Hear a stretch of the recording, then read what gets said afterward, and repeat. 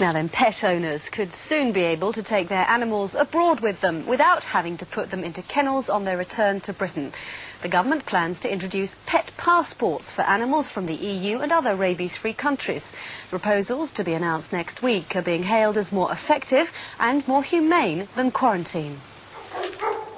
For almost a century, quarantine has been Britain's defence against rabies, with pets kept under observation for 6 months to prove they pose no threat to humans or other animals. Under the new proposals being announced next Wednesday, animals arriving from countries where there's little risk of rabies will be allowed into Britain on a so-called pet's passport, documents proving they've been immunised against rabies and other diseases.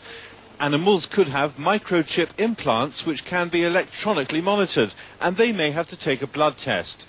It costs around £1,500 to keep just one dog in solitary confinement for 6 months, so the new system would be cheaper and less heartbreaking for owners and their pets. Those animals should now come in without being subjected to these terrible conditions. In a cage for 6 months, no exercise. It's a shame on the British sort of love of animals. Britain's last major rabies scare was in 1969. 2 years ago, a rabid bat bit a pregnant woman in Sussex.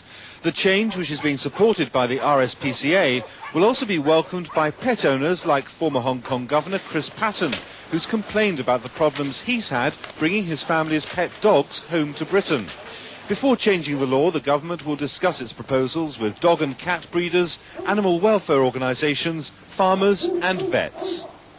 Quarantine won't be ended completely. Animals arriving here from countries which still have a problem with rabies, and they include many in Eastern Europe, North and South America, Africa and the Far East, will be screened. And even though the regulations are being relaxed, the government remains determined to keep rabies out of Britain. Glenn O'Glaser, Sky News, Westminster.